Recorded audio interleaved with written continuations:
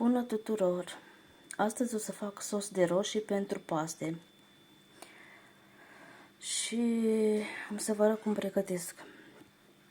Am pregătit 2 cepe, 3 morcovi din ăștia subțiri care sunt dulci, mai dulci ca ailalți, și țelină. O să încep să tai ceapa și morcovul. Cam așa am tăiat. Se poate tăia și mai mare, pentru că ele, după ce se gălesc, am să le frulez. Și acum o să pun uleiul de măsline la tigaie. Am adăugat uleiul, iar acum o să adaug ceapa. Iar apoi, după ce ceapa s-a călit, o să pun morcovul. Iar pentru că ceapa s-a călit, o să adaug morcovul. Iar acum o să adaug 4 căței de usturoi. Îi pun așa întregi, oricum o să îi frulez.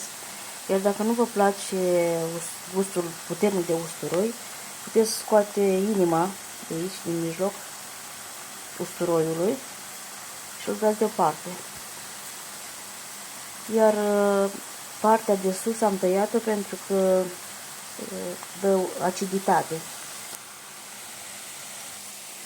Iar acum o să adaug un ceruș așa de țelină și ăsta o să fie frulat.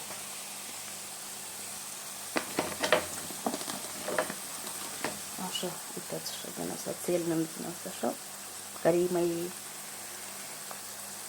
tinerică pentru că e proaspătă. După ce am pus țelină, o să pun o sticlă așa din asta din sos de roșii. Iar apoi o să completez cu apă, tot o sticlă. După ce am pus sosul de roșii, o să pun apă în sticla care a fost sosul de roșii și o să pun peste sos. Și am să lăs la fiert. După ce sosul s-a fiert și s-a făcut, o să adaug sare și piper și o să-l frulez. Se poate folosi și la alte mâncăruri, nu doar la paste.